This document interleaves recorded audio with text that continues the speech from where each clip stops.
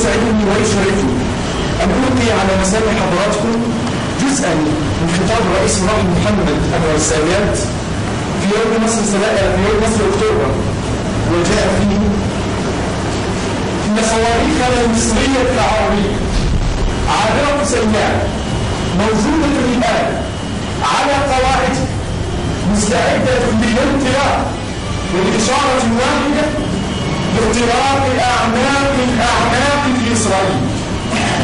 كيف خرج الأبطال من هذا الشعب وهذه الأمة في فترة حالكة ساد فيها الظلام ليحملوا مشاعر النور وليضيئوا الطريق لتستطيع أمتهم أن تعبر الجسر ما بين اليأس والرجاء. لقد كانت المخاطرة كبيرة وكانت التضحيات عظيمة، لكن النتائج المحققة لمعركة هذه الساعات الست الأولى من حربنا كانت هائلة. فقد العدو المبرر لسنا ونزول إلى هذه اللحظة استعادة أمة جريحة شرفها، وكل واثق أنه سوف يجيء يوم تظهر فيه حقيقة الغيب كما كانت ظاهرة لي، وحين تظهر الحقيقة فإن الناس سوف يعرفون وسوف يتبعون. ورحمة الله أن القوات المسلحة المصرية قامت بمعجزة حربية على أي مقياس عسكري، وعلى هذا فإن الواجب يقتضي أن يسجل لهم وباسم هذا الشعب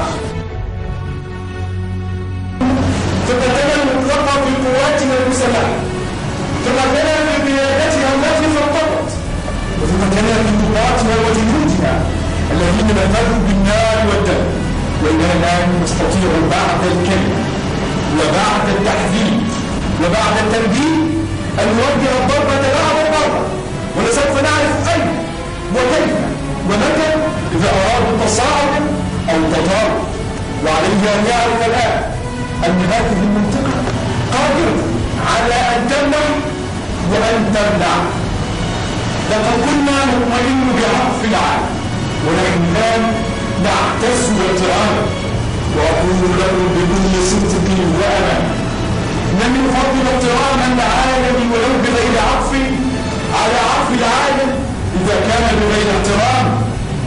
إن الأمة العربية لم تنسى أصدقاء هذه الساعات الذين يقفون بجانبها، ولن تنسى أعداء هذه الساعات الذين يقفون مع عدوهم.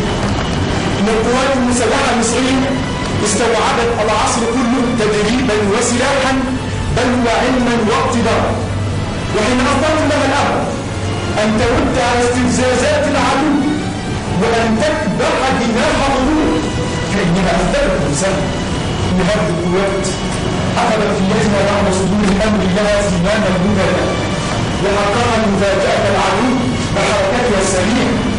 ولست أتجاوز إذا قلت أن التاريخ العسكري سوف يتوقف طويلا للبحث والدرس أمام عملية يوم 6 من أكتوبر عام 73 حينما كانت القوات المسلحة المصرية من اقتحام منع قناة السويس الصعب واجتياح خط الرياض المنية وإقامة رؤوس جسور لها على الضفة الشرقية من القناة بعد أن أفقدت العدو توازن كما قلت في 6 ساعات.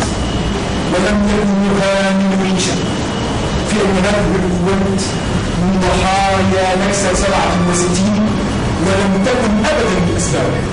عاهدت الله وعاهدتكم على أن نثبت للعالم كله أن نكسة سنة 67 كانت استثناء في تاريخنا وليست قاعدة، وكنت في هذا أصدر عن إيمان بالتاريخ يستوعب 7000 سنة من الحضارة ويستشرف آفاقا أعلم علم اليقين نضال شعبنا وأمتنا لبلوغها والوصول إليها وتأكيد قيمها وأحلامها العليا. عاهدت الله وعاهدتكم على أن لا أتأخر الله أجد مبدئا ولا أتبدل عنه، لا أغال ولا أتوكل. لقد كانت الحسرة ذات الظلم وكانت المسؤولية فاتحة. لقد كانت الحسابات مبطلة وكانت المسؤولية فاتحة، ولكنني أدركت كما قلت لكم مرارا وتكرارا أن هذا قبلي وإنني حملته على وجهي. عاهدت الله وعاهدتكم على أن أحاول مخلصا أن أخي بالوقت ملتمسا عودا الله. ربنا كن لنا عودا وهدى، ربنا وبارك لنا في شعبنا وفي أمتنا. ربنا إنك وعدت ووعد بك الحق، إن تنصروا الله ينصركم ويثبت أقدامكم. وشكرا والسلام عليكم ورحمة الله. هاي الإعجاز يا ابني، لأنه صعب جدا